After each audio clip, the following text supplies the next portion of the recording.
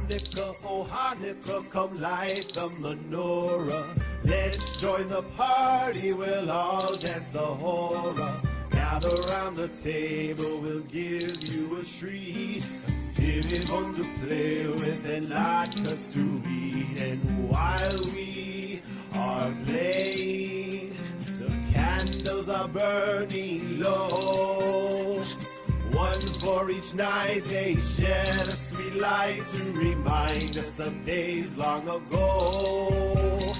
One for each night they shed a sweet light to remind us of days long ago. Oh Hanukkah, a time to remember. Jolly, jolly holiday that comes in December. Every day for 8 days, dreidels will spin. Crispy little latkes, tasty and thin. And nightly, so brightly, the candles of Hanukkah glow. One for each night they shed a sweet light to remind us of days long ago. One for each night they shed a sweet light to remind us of days long ago. Oh Hanukkah, come light the menorah. Let's join the party, we'll all dance the horror. Gather round the table, we'll give you a treat. A silly one to play with and latkes to eat. And while we are playing, the candles are burning. Oh yes, welcome to the show. It's Wrestling Uncensored. Roman Reigns versus Brock Lesnar is official for January 1st at WWE Day One. We just watched Smackdown. We're watching AEW Rampage. We're talking pro wrestling. Johnny North is here. I'm here. We're live. Let's do it.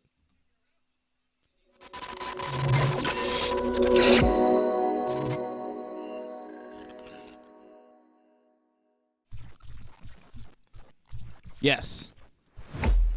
Indeed. What's up, John?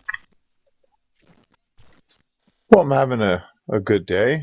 I don't know if we're going to have as crazy as a night as you had last night, but we'll wait and see what happens. The night is young. Honestly, I do so many shows here, I don't even know what you're talking about. Well, I was watching the Ringside Report Right. MMA show last night. Okay. That was pretty good. Thank you. Kind of crazy. I'm glad it's still on YouTube. I was worried it was going to get taken off, but Really? it was not. My God, what did we say? Kind of controversial at times. Me? Well, what didn't you say? Well, not you, just you. AJ may have said some things too that are kind of controversial, but that's AJ's thing. He's going to say things that may upset people. It All right. seemed like he ruffled your feathers a little bit, but, you know, AJ? I think that's No. his MO sometimes. That's just AJ. That's just AJ being AJ. It was fine.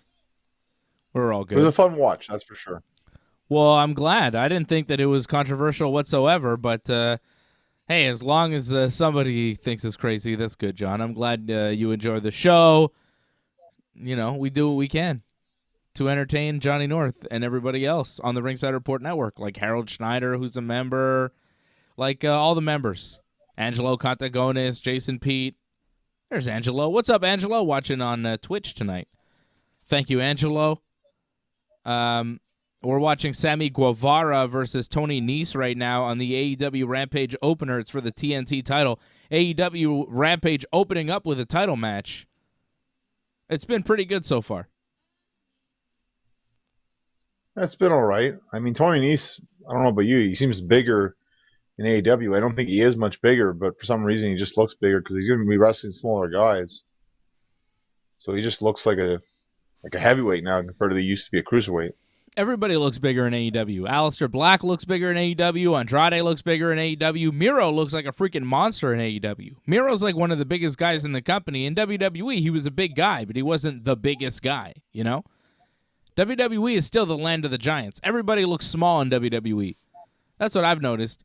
Anytime you meet some of these WWE guys that look small in WWE, that's just because they're, just big guys. And they're among gigantic guys. Anytime you see some of these, 6'6", 6'7", 280, 300-pound guys. Like, it's another type of human being you're walking around. You don't see those types of guys every day. But in the WWE, like, they have a few of them.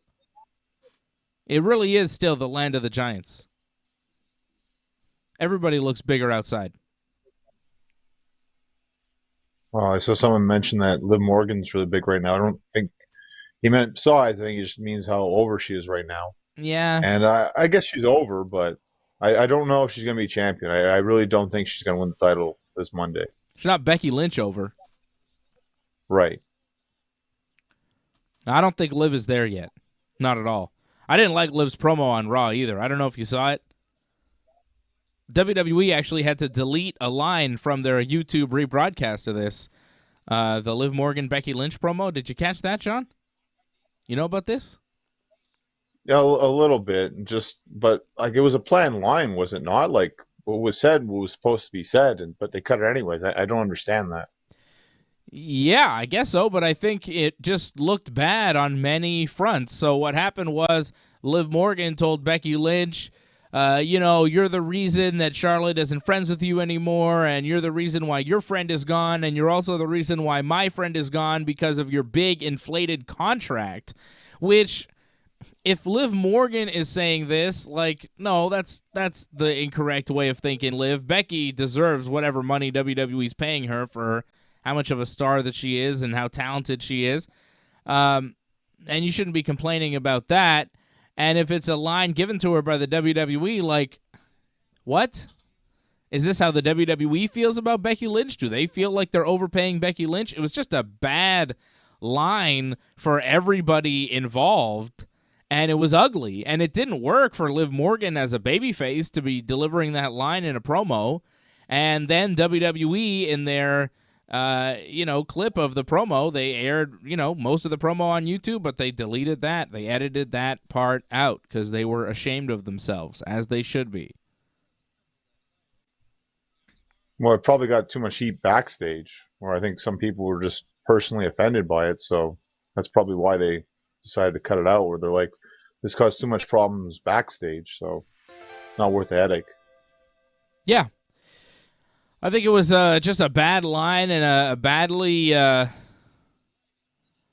out idea. I don't know who came up with that, but that was just a bad move. You don't say that. I don't know how much Becky's making, but I bet she's not overpaid. Whatever they're paying her, it's probably not enough. A couple of mil at least, I imagine. Yeah, but she's worth it. She's one of the top talents in the wrestling business. With that. I don't disagree with that, but she's probably getting less. Reason Yeah, I know, but she's probably getting less than Roman, I wonder if she's making the same as Seth. Like, who makes more, Becky or Seth? I bet she could be making more. I think she's making more, actually. I hope so. But I think she could be making more than Roman. Like, she should deserve to make more than Roman. I like her more than Roman. I'm more entertained by her and her matches and her whole story and her promos and everything. But I don't know. I don't think Becky Lynch is going to drop the Raw title on Monday to Liv Morgan, though. Sorry, Alex Terrace. I know you're hoping for it. I just don't see it happening. I don't think Liv Morgan is there yet. Her promos aren't there. Her wrestling is very much not there. I don't know if it'll ever be. Unlike Sammy Guevara, who's pretty awesome. Yeah. Having a match like this is going to help her in the end. Like, you want her to get to that next level, so you got to have her have matches like this, a big time match. She's not going to win, but just to have that match with Becky, to go 1-on-1, have a competitive match, that's a huge step forward for her. Yeah. I think, she has a good showing. It could do well for her going forward, but we'll see what the match is, how much time is given to it, and what Liv and Becky can actually do. What can Liv actually bring to the table in this match? I'm not convinced that she'll have a great showing because I haven't seen anything that great from Liv.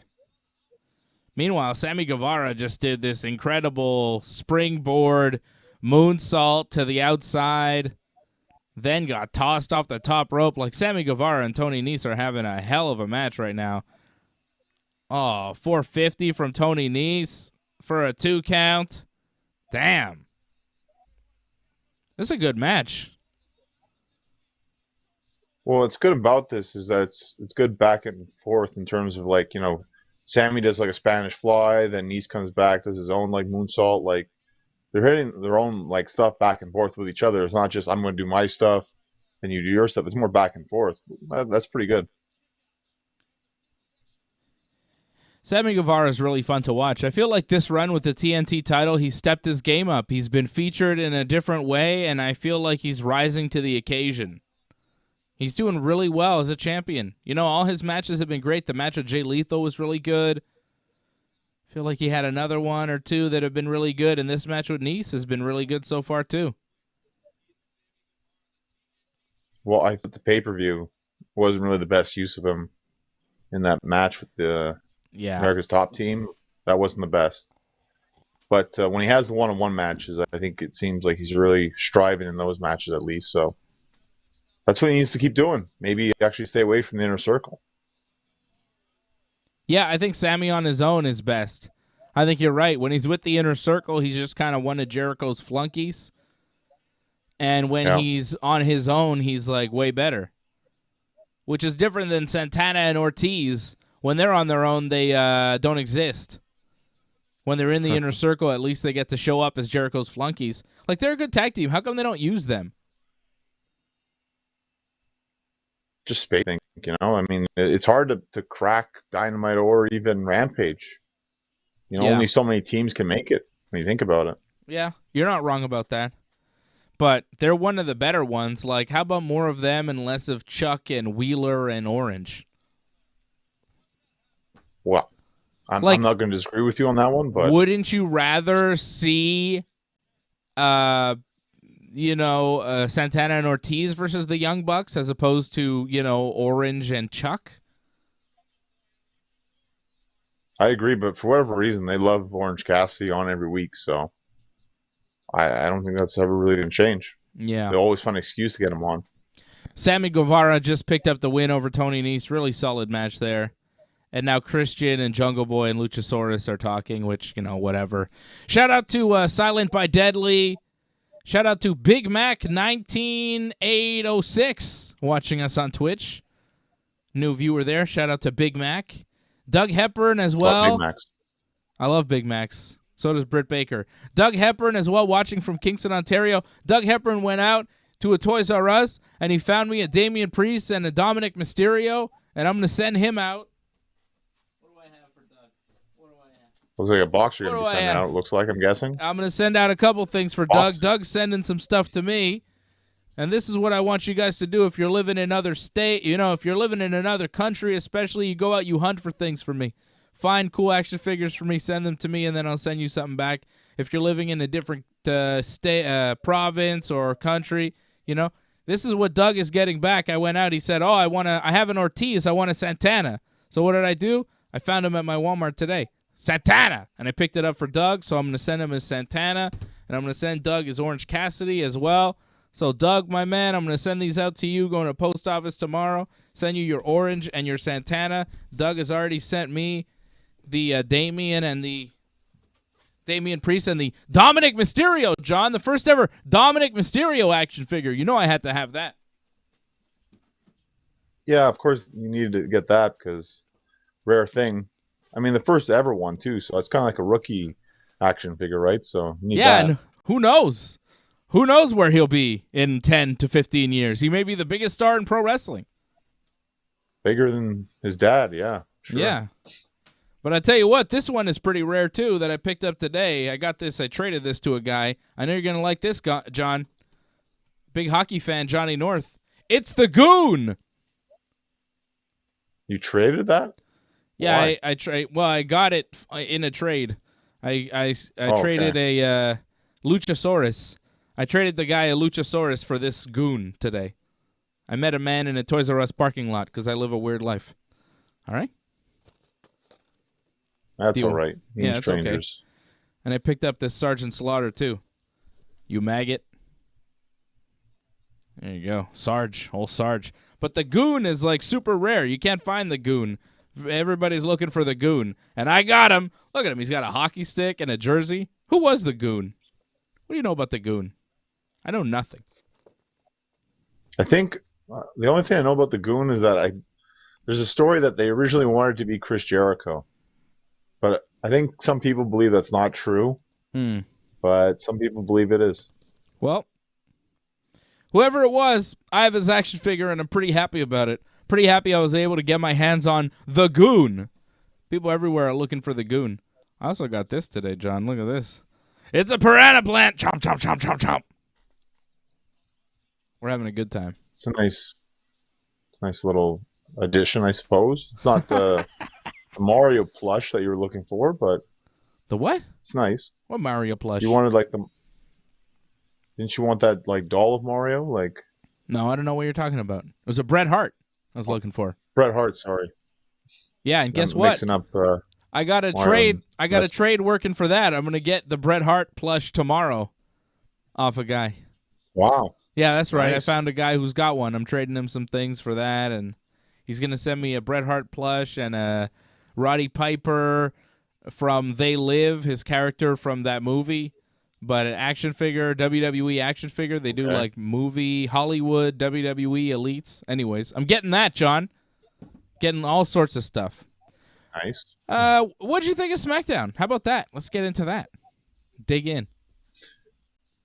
Well, it's fantastic.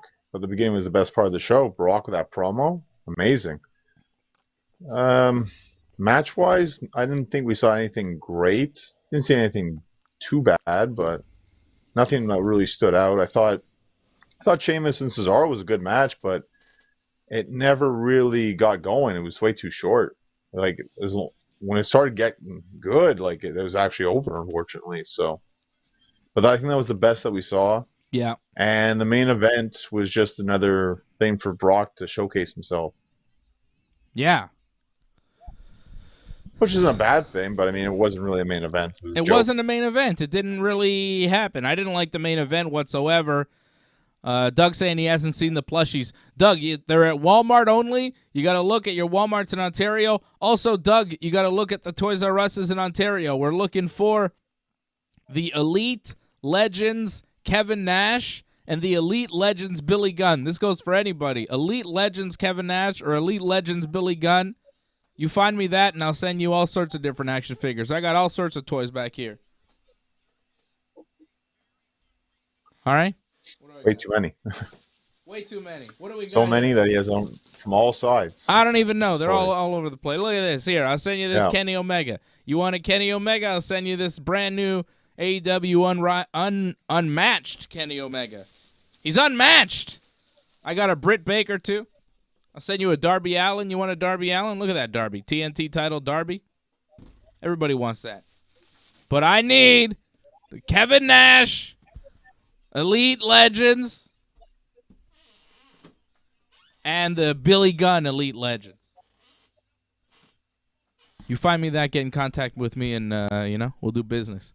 Also, the plushies, WWE Walmart plushies. I need the Hulk Hogan. I need the Macho Man. I need the Undertaker. I got a deal on Bret Hart, so I'm good on Bret Hart. But I need Hogan, Macho, Taker.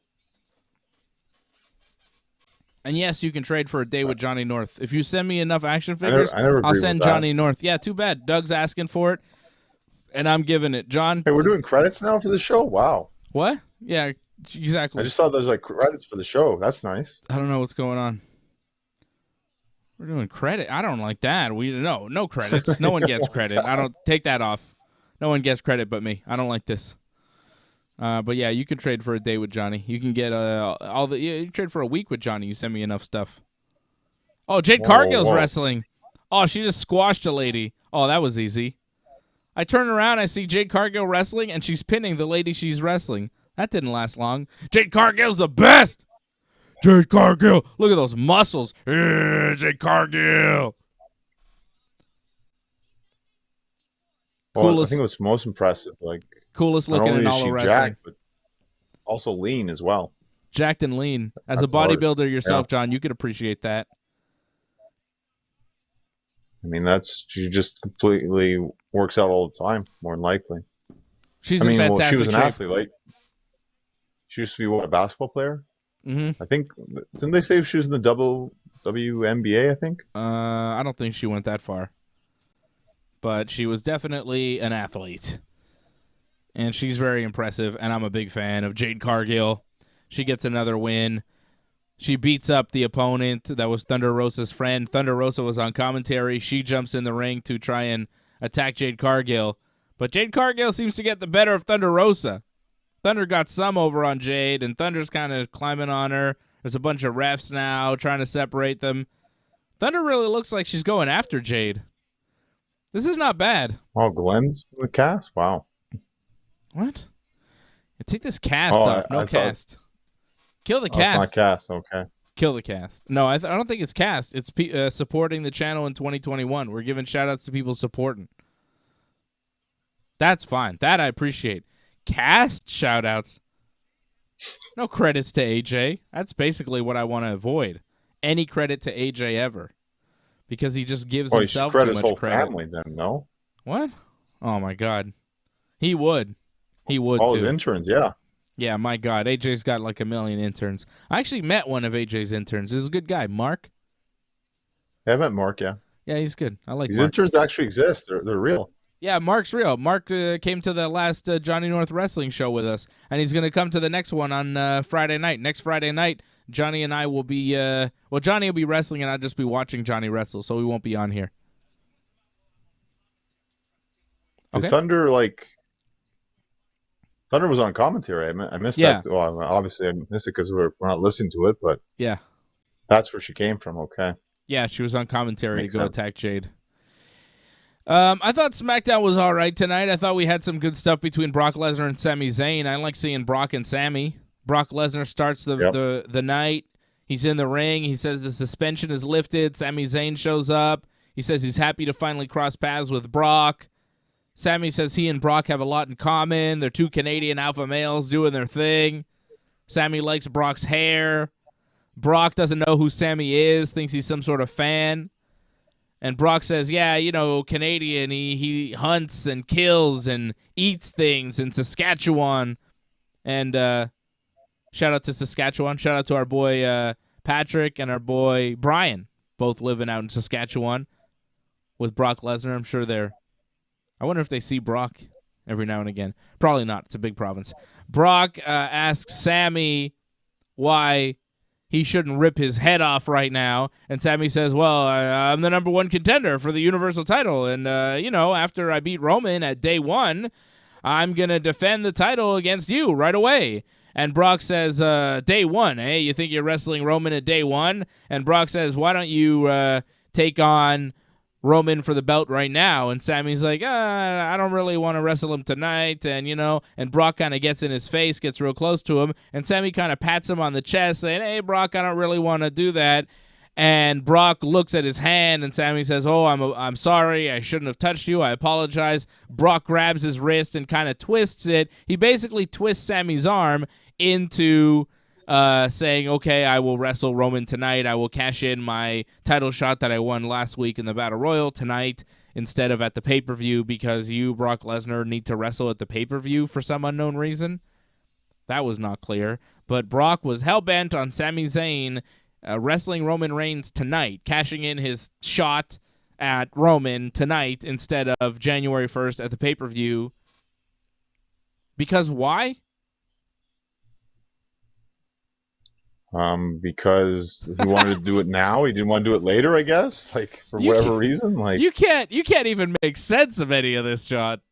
It was entertaining. I like seeing Brock and Sami and Brock on the mic, and Sami's good, and it was a fun little segment. But in the end, you're like, why does Brock want this? The motivations of these characters never make sense.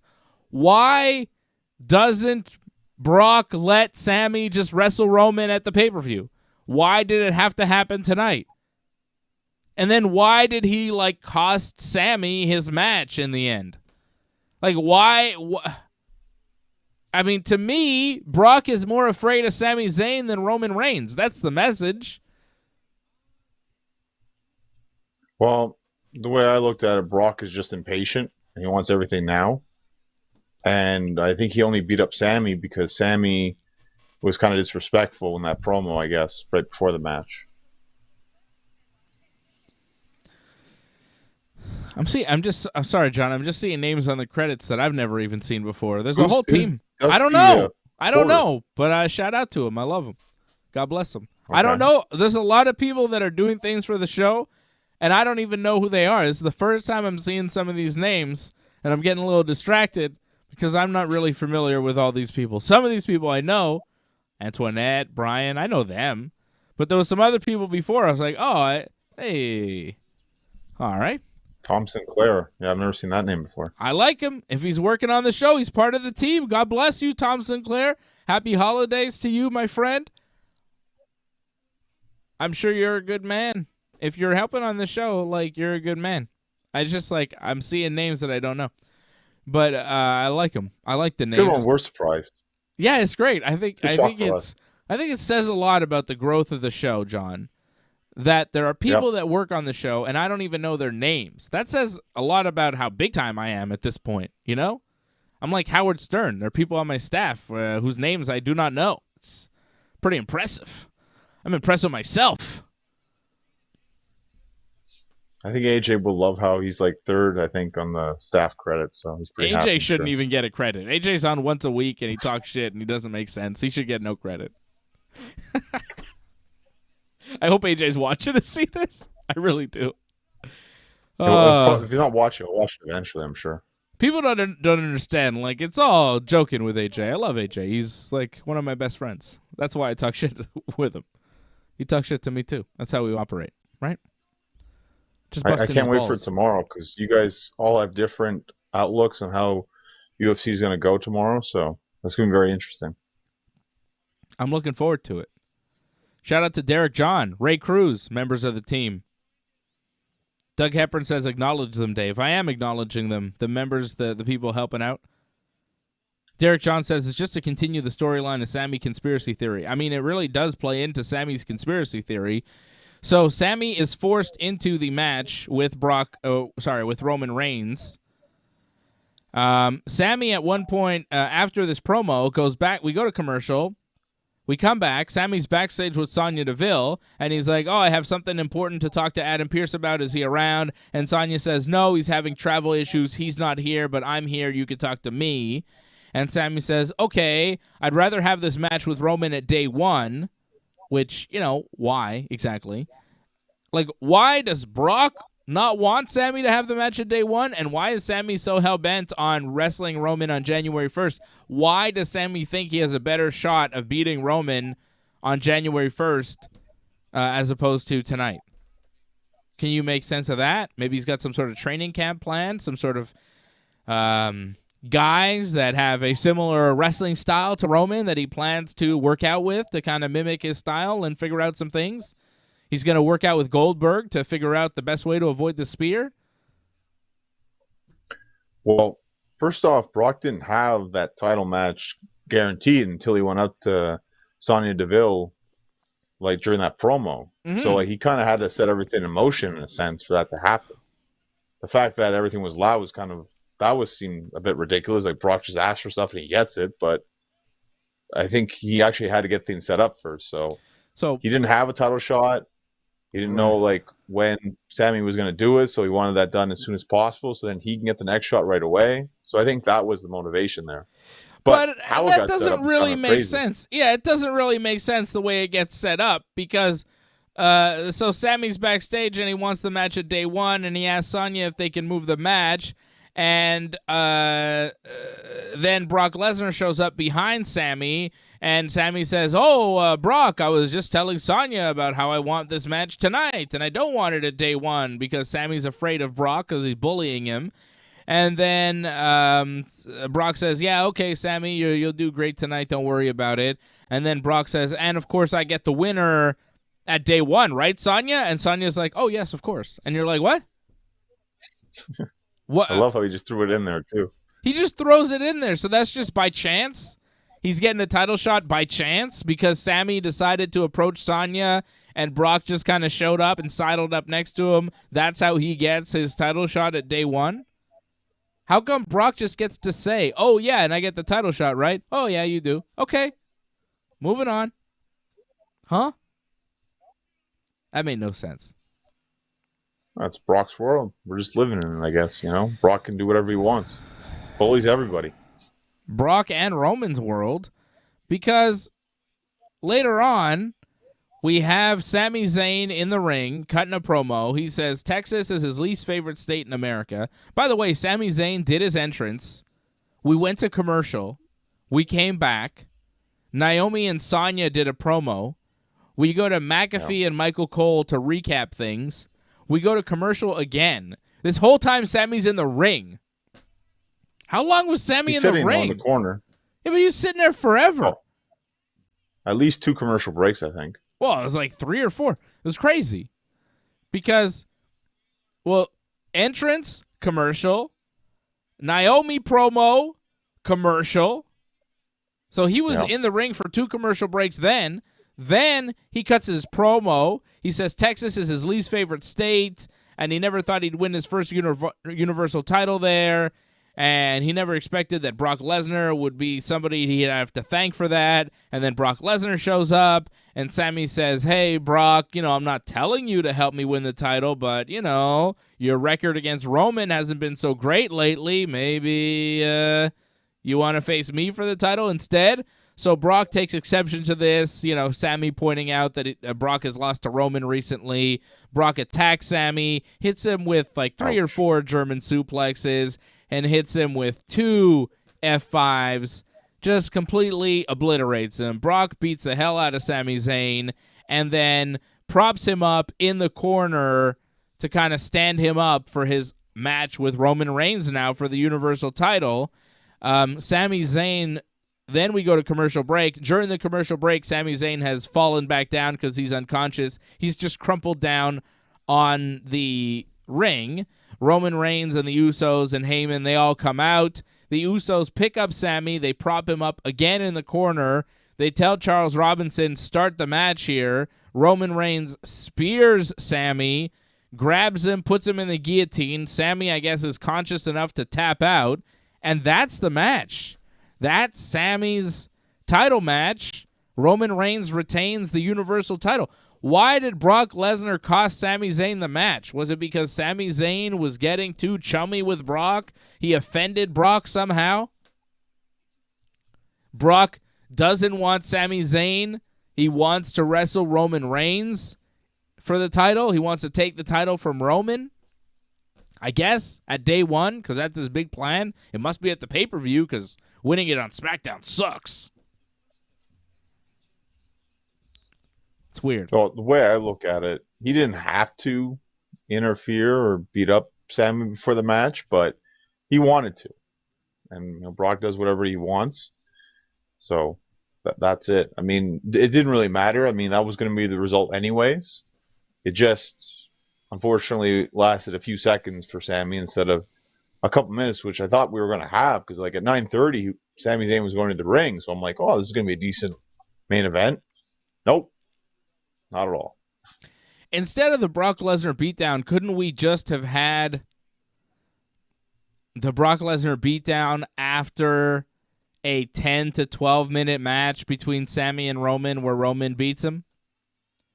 Roman beats Sammy clean because he's higher on the pecking order of heels, just beats Sammy. And then after the ring, Brock comes in, Roman rolls out, decides to escape from Brock. Sammy decides this is his chance to attack Brock Lesnar. Brock turns around before Sammy can do it and beats the hell out of Sammy, and then we just finish with Brock standing tall. Couldn't we have done that instead? I feel like it would have been better, and then we could have actually had a main event match instead of 3 suplexes, a couple F5s, and then a spear and a guillotine. We didn't have a match. We just had a few moves. And it's kind of unresolved with Sami Zayn. Like, he won a Battle Royal legitimately last week. Kind of cheated to win, but it was a little little underhanded, a little weird, but he still kind of won a title shot, and he did get screwed out of his title shot. Why are heels getting screwed out of things? Like, he's supposed to be one of the top heels on the show, and he legitimately got screwed out of his match by Brock Lesnar, who's supposed to be a babyface. I mean, you're not wrong about that, but he kind of deserved to get that beating. So it's really on him. I think that's the story that they're telling, is that, he screwed himself. He should have kept his mouth shut. And if he would have done that, he would have been fine, but he didn't. And he took a beating for it. And he deserved to take that beating. And let's face it, in the end, like, that was going to happen anyways. We got there quicker because of that. So it's not a huge deal, I think. I think most people are just like, wow, of course that was going to happen. Like, let's just move on anyways. And I think people wanted to see Brock. They put the importance more on showcasing Brock than giving you a match that I don't think a lot of people would have been interested in. Heel versus heel.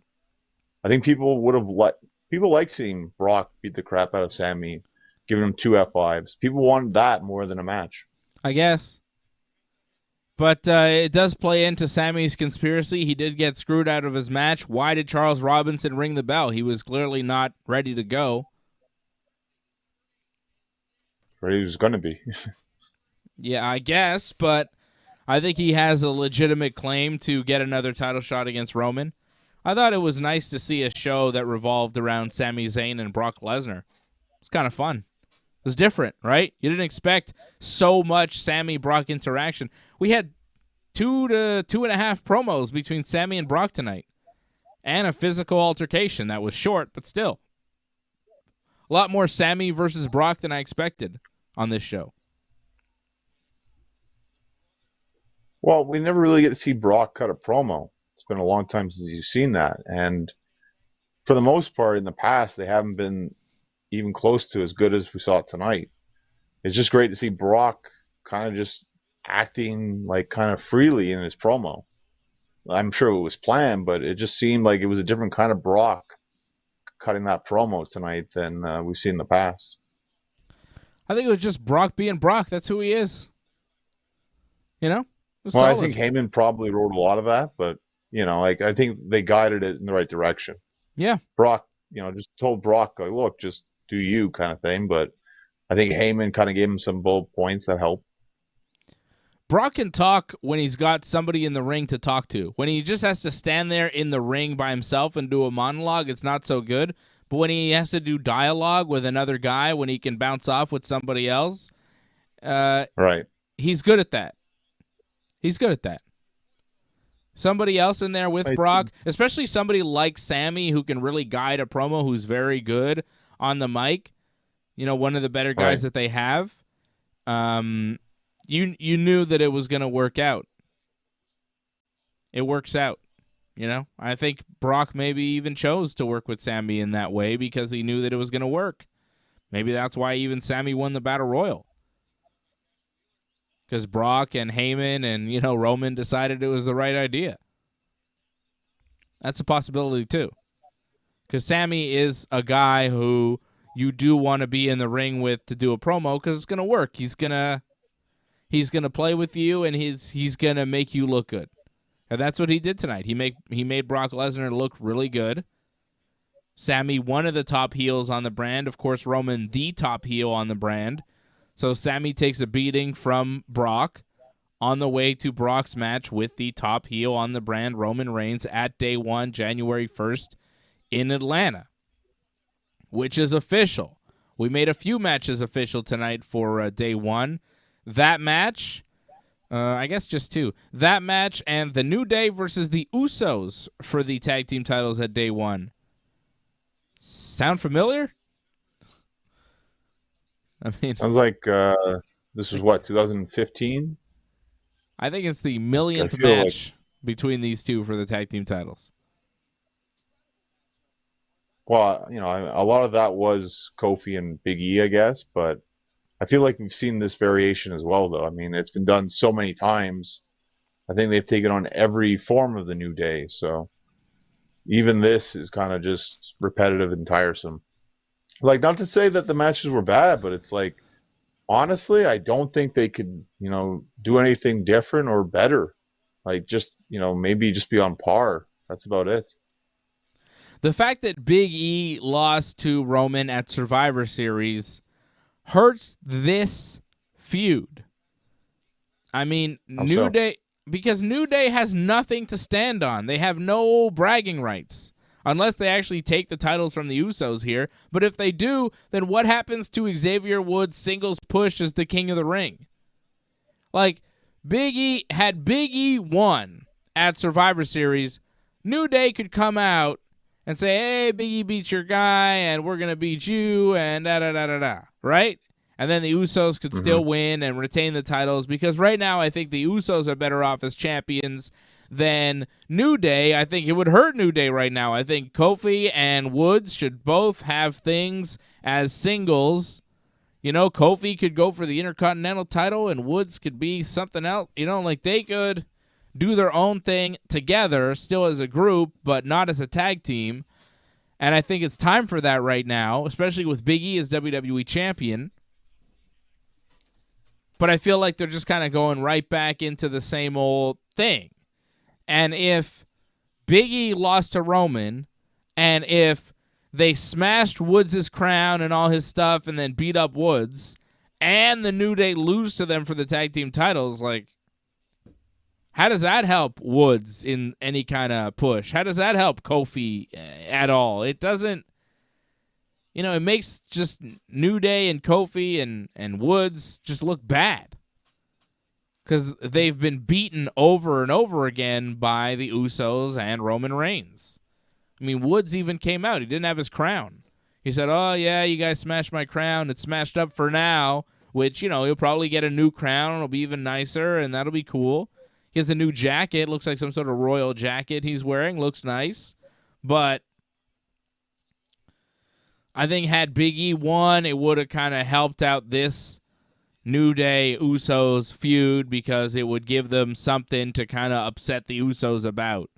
Hey, you know, we beat your guy, and Roman's not so tough, and you're not so tough either. And then the Usos win, and then it's all right. But instead, I don't know where they go with it. Tonight, we had the Usos cutting a promo about Roman and how he's going to beat Sami Zayn, and he's going to beat Brock Lesnar, and Brock's not the man to be scared of tonight, that Roman is the only guy to be scared of in the WWE. And then King Woods came out and cut a little promo. And then Woods, I mean, this was awful. Woods beats Jey Uso by disqualification after Jimmy Uso just kind of grabbed his leg on the apron. Match lasted all of what? Yeah, but it lasted what, like 2 minutes? It's barely a match. Yeah, nothing happened. And then Kofi and Jimmy Uso kind of fought a bit, and the Usos and Kofi and Woods fought a bit, and then the Usos ran off. And then that was it. Mm-hmm. And then New Day's interviewed backstage, and they're like, yeah, you know, you broke my crown, but we're going to take your titles at Day One. Segment was bad. That little segment, like, when the promo's longer than the match, it's just kind of not great. I wish that match was actually a match, but, you know, whatever. Woods versus Jey Uso wasn't something I cared about that much. But it was just so short and pointless. Like, why even have a match at that point? Like, why even have the match? Just do a promo. If the match is going to be that short and pointless and it's going to end in a DQ, don't even do it. I don't disagree with you, but, you know, they love to do these little 2-minute matches, TV matches in a sense, so let them do it. Like, for whatever reason, it's going to, I guess, it gets Xavier over because he got a win, right? So it helps him, right? You want that big singles win. He got that. He beat main event Jey Uso. By disqualification. You got it. Oh, come on, John. Victories so we can get them here. Yeah. He beat Roman by disqualification, too. Didn't do much for him. Yeah, I know. It's crazy. Didn't do much for him. That should help them a lot. They really dropped the ball with Xavier. Well, that's what they do. They're dropping the ball on Xavier Woods. Are you not seeing this? He won King of the Ring, what, a month ago? And now he's back teaming with Kofi to face the Usos for the tag titles in the next pay-per-view. It's a bit of a drop. I'm not going to deny that. It's a big drop. Let's face it. I mean, the history of the King of the Ring recently hasn't been very good. You would think they all get pushed, but King of the Ring's a bit of a curse, actually. Help Corbin. Somewhat, I guess. But I mean, did he really go anywhere besides pretty much stay where he's at? Retired Kurt Angle at WrestleMania. Wasn't that his I king? was like, yeah. Was that his king though? I I'm don't not know. even sure if that was Maybe it was his king. constable. God, Yeah, that guy. I feel like it was. He's had the worst gimmicks. The worst gimmicks. But yeah, I mean, I like the Usos and I like the New Day, and I think they're both great. But them again for the tag team titles, and under these circumstances, with Woods just starting to come out as a single star, and you're gonna throw him right back into the same old shit he's been doing for years. It's a little sad, and it's a little tired too. It's tired and boring. Speaking of tired and boring, Happy Corbin and Madcap Moss did an in-ring promo. And you know, they kind of do their jokes back and forth. And eventually one of the babyfaces is going to show up and interrupt them and, you know, end our misery. But it took too long tonight. They were talking for way too long. Somebody actually thinks this is entertaining. Somebody actually thinks this is good. I don't understand. I see these guys, I want to stop watching wrestling forever. That's how bad these guys are. They're embarrassing. Not that bad. They're embarrassing. Yes, they are. Their promos are the worst thing on SmackDown. What was worse than the Madcap Corbin segment on SmackDown? Nothing. Nothing was worse. I would rather watch Dana Brooke versus Mandy Rose in a 60-minute Iron Woman than watch a Happy Corbin Madcap Moss promo. You'd regret that if you'd actually watch that match, but I probably would, but because the promos are shorter. But still, miserable. If they were gone forever, you know, they had successful movie careers because they're both such great talkers and actors, you know, I'd be happy with that. Get them out of there. They're great talkers. They're so funny.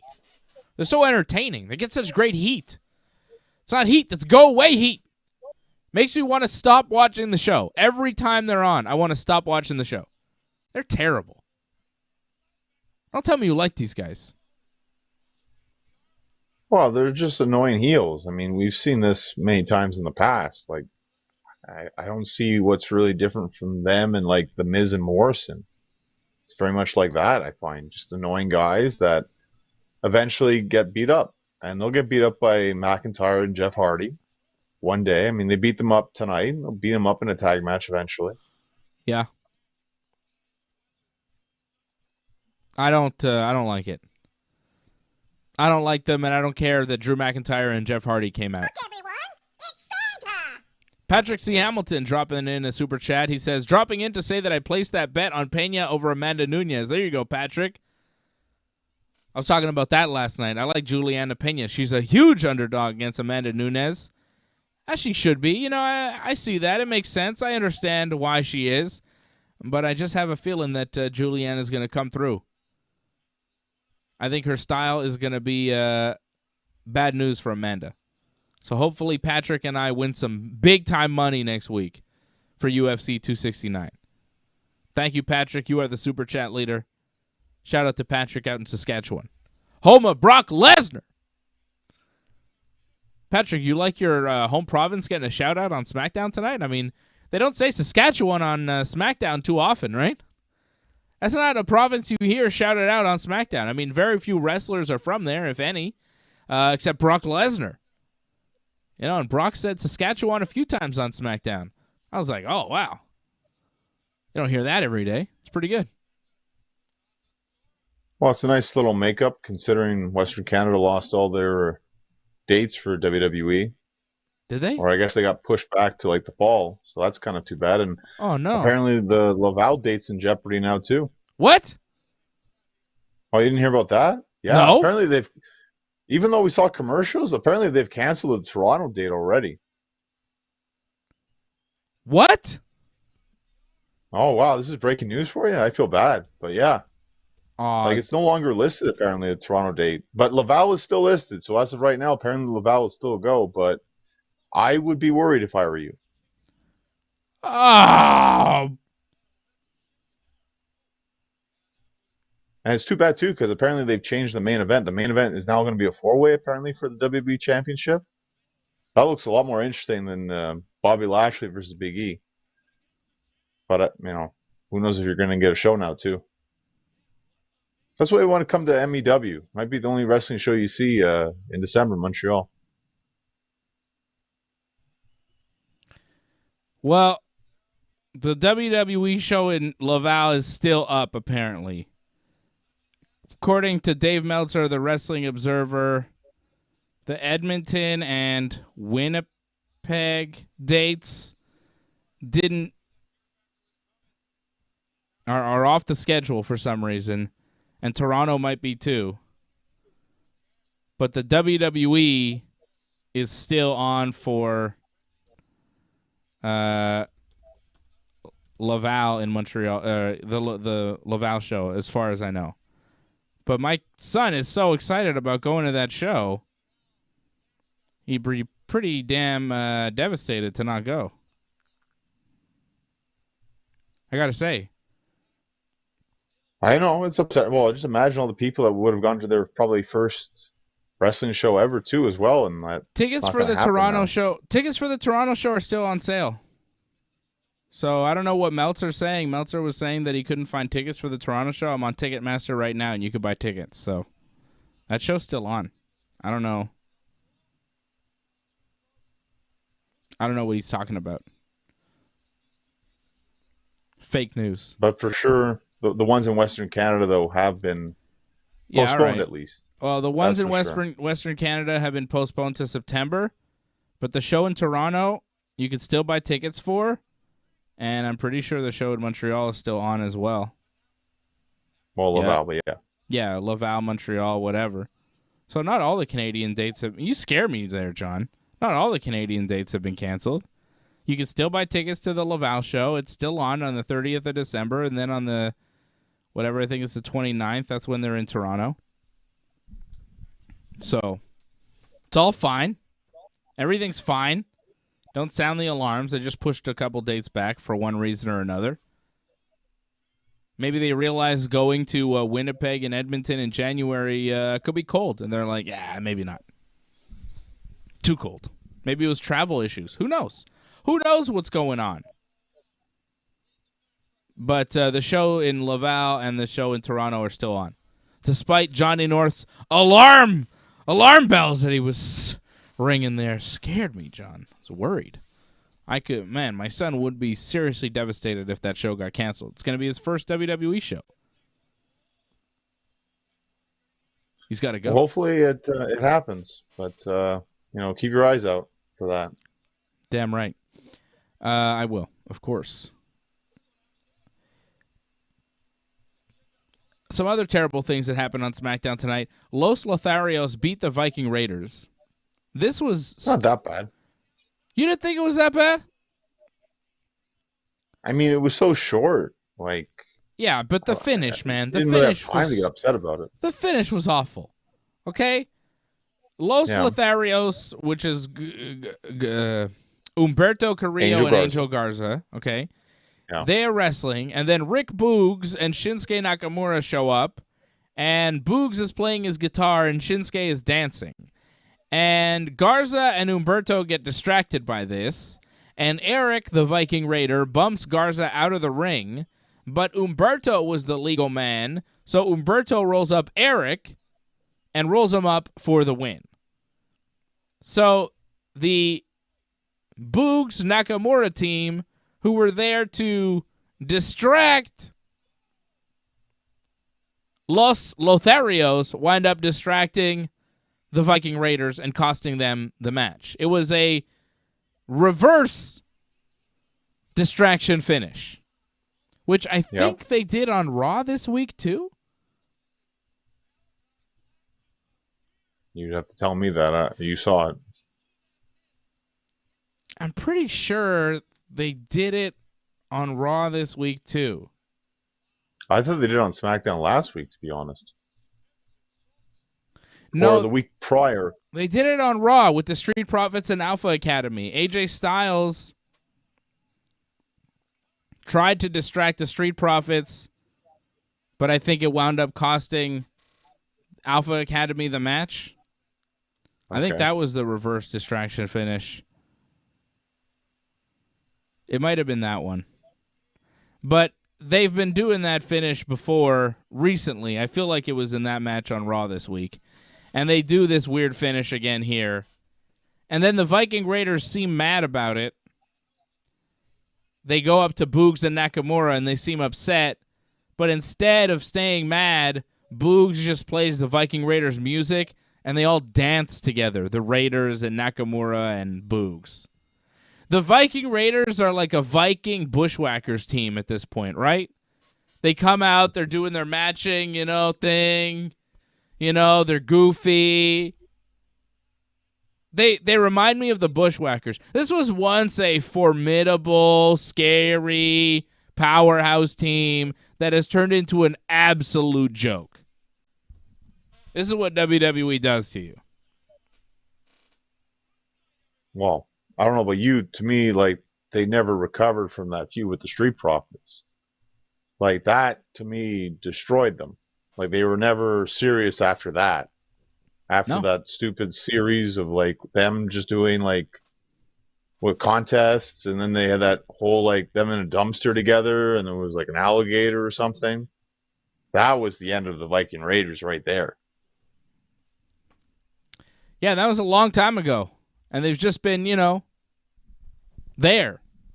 Did they just rip Pentagon's mask off there? I missed the finish of that match, John. Yeah, and Pac got blinded by Malachi. That's how they lost the match. Okay. So FTR beats Pac and Pentagon in the main event of Rampage. I wasn't paying attention to that match so much. I was talking to you. I don't know. I caught the finish, though. Malachi got him, because I guess he's wearing an eye patch. He got him in the other eye, so... And he had blood on his hand, too. He had blood on his hand, like maybe he poked his eye out and caused blood. I guess. I didn't catch the blood, but like he's got blood on his face a little bit or something. So if Malachi Black and Andrade are helping FTR, are they on the same side as MJF and Wardlow, too? Are they all one big group now? I think they always make mention when they say FTR that they got loaned to Andrade. Like, it's just like for hire kind of thing. So they're like the APA? Yeah. But are they for hire for MJF's group, too? The Pinnacle? Is that even a group? With Sean Spears? Remember that guy? He was there. Was he not I don't last know. time? Yeah, he was on with Wardlow. He came to the ring with Wardlow when he beat that jabroni on Dynamite. Yeah. Yeah, but like that group is barely a group. When's the last time you saw them all together? Was it the pay-per-view when they fought the Inner Circle? Right? That was months ago. That was Double or Nothing, if I'm not mistaken. I don't buy them as a group. It's kind of weird. When they formed, I was like, oh, it's kind of like a Four Horsemen type of thing. MJF's going to be the Flair, and and then they don't really exist together. Wardlow is sometimes with MJF, but most of the time MJF nowadays he's alone. It's weird, that group. It's like they're not really a group. I think they still exist technically, but they're never together. And you would think MJF would want those guys around more and more. Help them win. I think it's just tough to throw everything all in one segment all the time. It's not easy. So many bodies, it gets too crowded. And FTR is doing their own little things, so to throw them in multiple segments like that, it gets too convoluted. It gets too confusing. So to keep the action like going, they can't just have them all the time everywhere. But they still make mention that they're still aligned with MJF in some capacity. So it's more of they're together. They're just, doing their own things right now. Well, we'll see. We'll see what happens. I just think that they're more believable as a group, as a unit, if you see them together once in a while, a promo or something, Just more affiliation with the group. I just don't see the Pinnacle as a thing. You could sell merch for them if they were a group, but they're not really. Back to SmackDown. Once again, I think the women were the high point of the show. You know, the women's roster in the WWE. Brock was, Brock's fun and all, but I thought Charlotte's promo was excellent, and I thought Sasha and Shayna had a really good match. I thought that match was really good. Maybe match of the night. I thought Cesaro and Sheamus was really good too, but I really liked the finish with Sasha and Shayna. Did you see that? That was amazing. Shayna pulls Sasha up for a gut wrench, and then Sasha reverses into a Hurricane Rana and rolls her up for the pin. That was a beautiful move by Sasha Banks. It's damn impressive. Very smooth. The finish was all right. Just some moments in the match where it's like it just seemed a lot of it was unrealistic. The way Sasha was almost like just dominating Shayna, and it's like it doesn't seem like it would actually go that way. Actually, it feels like Shayna would be more of the powerhouse. Like I don't understand the logic of this match, but whatever. Like I understand Sasha's the bigger name and she's got to have over, but to me, just looking at it, it didn't make sense. It did feel like when they moved Shayna over to SmackDown, when they broke her up with Nia Jax, when she beat up Nia Jax, broke her arm, and sent her out of the WWE forever, that they were going to push Shayna, right? What happened to that? They had a video package for her and everything with this, saying that she's missed her future endeavors and all this. And just lose like that is kind of odd. Yeah. The finish was beautiful, though, in that match. Really nice stuff. Sasha Banks is fantastic. I like that match. I like Cesaro and Sheamus. I thought that was really good, too. Sheamus beat Cesaro after a brogue kick. Match of the night, most likely, I'd say. Match of the night. It was good. Well, I mean, they've had better matches, but I mean, it was just nice to see this match again. I mean, for what it was, again, short, but it was just good back and forth action. No complaint. And I like the little, jaw jacking they had a little before the end of the match. That was a nice little thing I wasn't expecting. Yeah, where Sheamus says, you're terrible. You're half the man that Ridge Holland is. Ridge Holland is the best.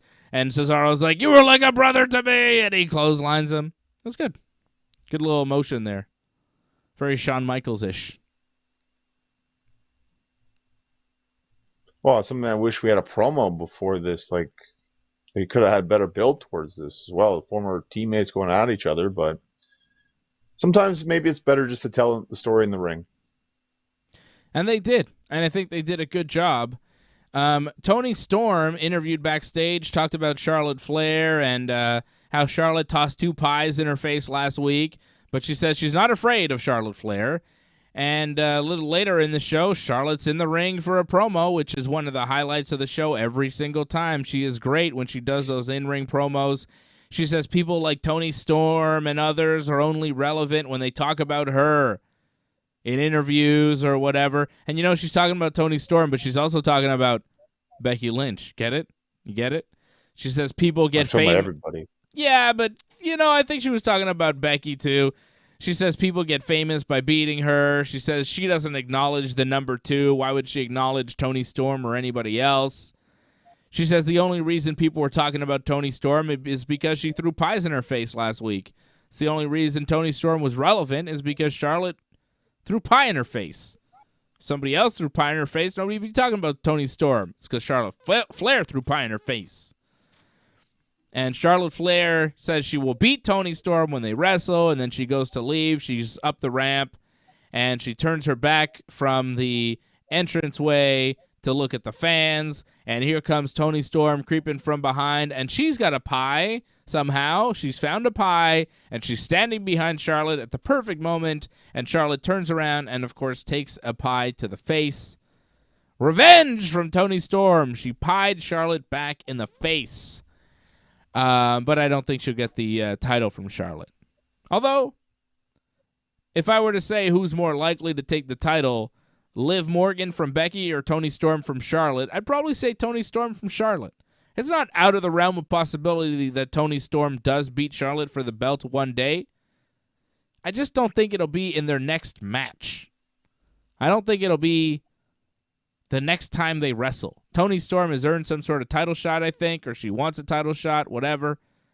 I think that they will wrestle, but I don't think Charlotte will lose a title to Toni Storm the first time around.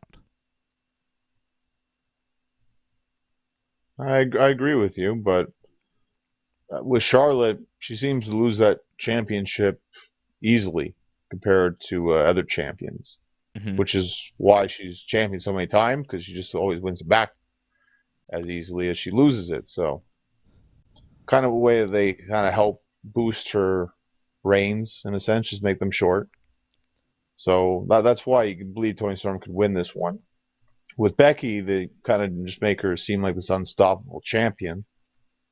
And it just seems like it's too early for Becky to lose in this reign. If Becky's going to lose, you think it's going to be like at a, Day One pay-per-view or Rumble or possibly even WrestleMania.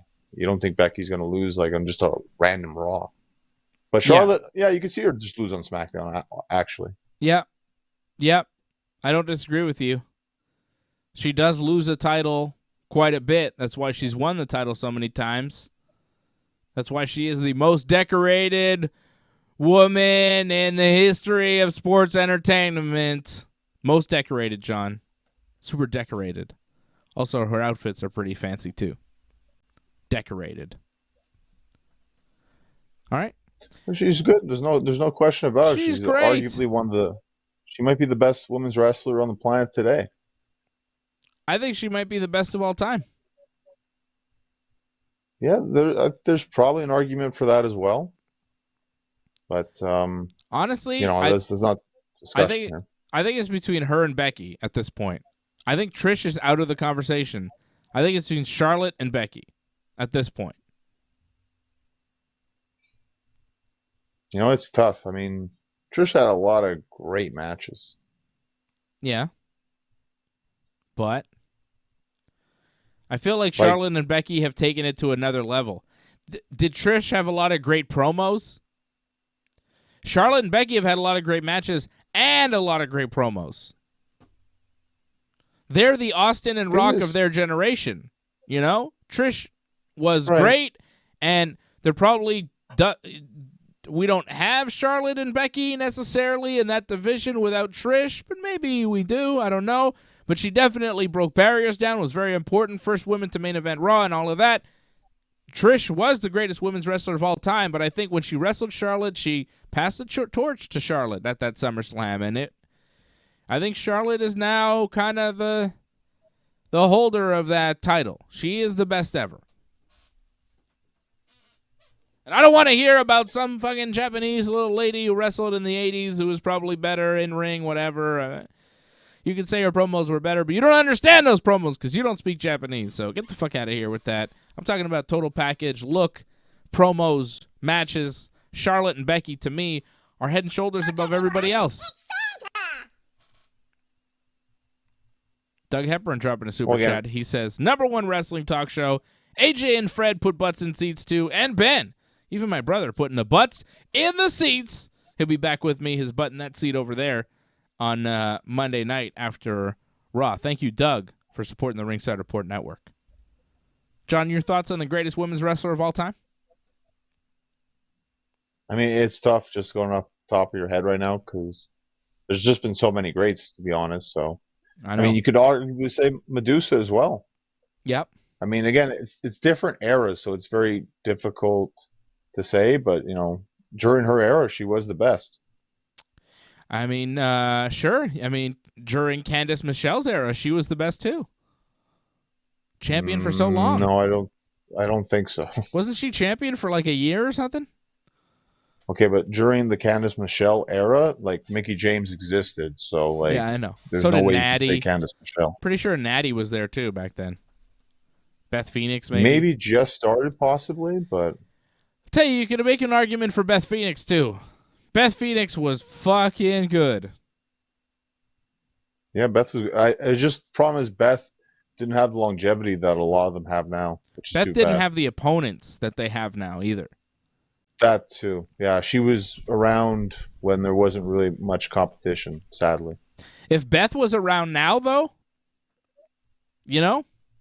like imagine Beth Phoenix in today's era. She'd be pretty damn impressive. She'd be pretty good. Or they might job her out like Shayna. I mean, I don't know. You know, we always kind of forget, but, you know, Paige as well. Like, Paige, in my opinion, like, we talk about the women's revolution, like, she's the one who started it, in my opinion. I think AJ Lee had a lot to do with it, too. She pushed a lot of that forward. She pushed Paige forward. She dropped the belt to Paige on Paige's first night real quick. AJ was pushing for more women's wrestling and to get people going. And, you know, I think AJ Lee's contributions are going to be forgotten by the WWE, but they shouldn't be forgotten by pro wrestling. Don't forget how hard AJ was pushing for Paige and for Bayley and for people like that when they were in NXT, and she was the one on the main roster as the champion, cutting great promos, having good matches. Well, that's it. Well, I think AJ, it's more for the promos, but I think Paige, it was more for the matches. So, I mean, it depends what you're looking for. I mean, Bayley is pretty damn good, too. Sasha Banks is pretty damn good, too. And then you look at the longevity, Natty Neidhart. You look how good she is. The eras that she's been in, it's pretty amazing. The people that she's wrestled, she's been there and done that, wrestled each and every one of them. She's pretty impressive, too. But I feel like there's only one queen, man. There's only one Charlotte Flair. Woo. Well, Charlotte's very unique and stands out. There's no question about that. Again, like there's definitely a debate for her arguably being the best, but it's tough. I mean, we've also seen Charlotte too in matches where it feels like she's not trying, or there's some sort of issue, and you've seen it before in many matches where something's going wrong in this match. There's no chemistry or something, and it's like she doesn't seem like she's the best anymore in these kind of matches. It feels like she's almost like phoning it in, or just is it uninterested in the match. The match with Becky was great, though. Like when she's dialed in, she can have some pretty good matches. And her promos have been consistently excellent for a while now. Not always the best at promos, but over the past couple of years, been pretty damn good. Yeah, well, I'm not going to debate that. It's just there's an argument that she isn't always the best, and you got to take that into consideration. Ray Cruz throwing out some names: Lita, Asuka, Thunder Rosa, Britt Baker, Beth Phoenix. Yeah, all great. All great. All great talents. And, you know, greatest of all time is always debatable. But I think that we are definitely witnessing right now an era of some of the greatest women's wrestlers of all time, all wrestling at the same time, which is pretty damn special in the WWE. What's going on in the WWE women's wrestling division is incredible. It's the best stuff in WWE. I feel like you used to be able to say that. I don't know if it's that anymore. Like, if you look at it from a couple of years ago, yes, it was probably the best. But now it just feels like it's kind of gotten like stagnant. Depends your opinion on Roman Reigns, I think. Depends where you stand on that. If you're entertained by Roman, I think, you know, like you probably think Roman is the best thing going in wrestling or WWE. If you're not so much entertained by Roman, you're looking for other things. And to me, especially when I watch SmackDown, it's Charlotte Flair. So, well, there's that the too. thing about Roman, and I don't know if anybody's talking about Roman Reigns as the greatest of all time. That's the other thing. Like, there are people in WWE right now, the people on top, I don't know if anybody's really talking about them as greatest of all time, greatest wrestler of all time, but we're talking about Charlotte or Becky or Sasha, you know, like, these people are in the conversation. Roman Reigns, like, he's good for his time, but is he the best ever? Like, is he top 5? Is he top 10? Not to me. I don't think so. I don't think most people would even rank him top 5, top 10 even, all time. But you couldn't make a top 10 without putting Charlotte Flair on it. Or Becky Lynch. That says a lot. Well, I find with Roman, like, we're just like starting his new era in a sense. And with Charlotte, with Sasha, with Becky, even Bayley, like, they were great like a couple of years ago, but now it's kind of gotten to be almost like the same old. Like, Becky, she kind of changed it a bit a couple of years ago, but now it's just like, well, she's coming back. It's a little bit different, but it's kind of like what they were trying to do back then. They wanted her to be a heel, but really people want to cheer her. It just feels like we're doing that all over again. Yeah, but it's a slightly different gimmick. It's big time Bex. Different outfits, different attitude, slightly different. It's the same character, just a slightly different incarnation. I think it's very much like what Jericho had done over the years. Same Chris Jericho, but always little tweaks to the character to keep it fresh. Big Time Bex is not the man. Big Time Bex is not Becky Two Belts. It's a different character. Well, it's very much like the man. They just don't call it that, but Yeah, the outfits are you very could say different. The look is very different. Big Time Beck's The attitude, look though. is very different. The attitude is different, too. She's more heelish now than the man was. No, if you remember when the man first started, man was completely heel. Like that's what they wanted, but the fans just rejected that. Yeah. But now the fans are accepting it a little bit more. She's getting some boos. It's a different incarnation of Becky Lynch right now. I disagree with that. I think it is different. I think she is changing. And she's one of the better characters in all of pro wrestling. So is Brock Lesnar. He's going to wrestle Roman Reigns for the Universal title at Day One. New Day versus the Usos for the Smackdown Tag Team titles, also set for Day One. Big E is going to wrestle Seth Rollins and Kevin Owens in a triple threat match for the WWE title at Day One. So that's the next pay-per-view from the WWE January 1st, 2022. Next week on SmackDown, they announced the debut of Xia Li. So no more cartoons. Xia Li is actually going to show up and maybe wrestle on SmackDown next week. I don't know if she's going to wrestle. They didn't say, but they just said she's going to be on the show. So maybe a promo, maybe a match. Jeff Hardy versus Happy Corbin will happen next week on SmackDown. And Naomi versus Sonya Deville also set to go down on SmackDown next week. Naomi versus Sonya, finally. They will have their match. Did you notice Roman Reigns at one point? He's backstage with Paul Heyman, and he's saying, did you know that Brock Lesnar was going to be here tonight? And Heyman's like, oh, no, took me by surprise. I had no idea he was going to be here. Didn't they announce it on SmackDown last week that Brock would be here tonight? Yeah, but they clearly weren't on the ball with that. So Roman Reigns doesn't know anything.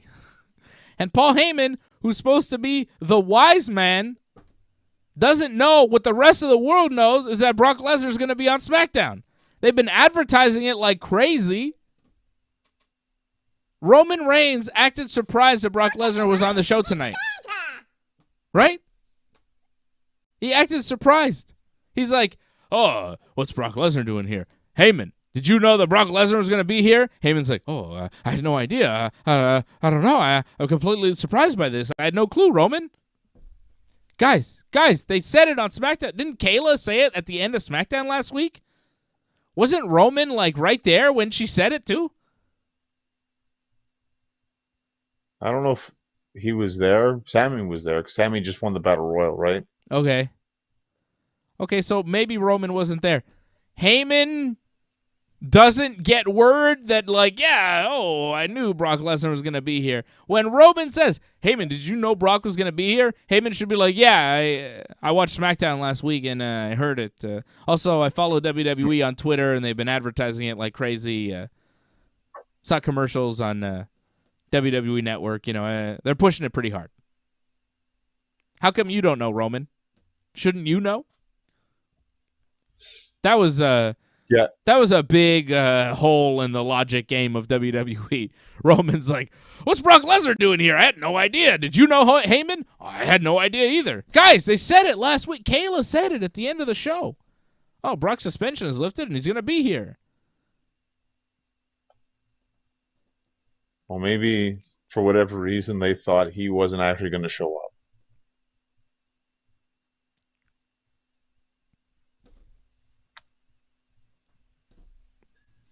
It's a hole in the show. They didn't, I don't think, realized it, but they're trying to push the whole Roman is paranoid that Heyman knows more than he is actually letting on. He's supposed to know things. He's supposed to be aware.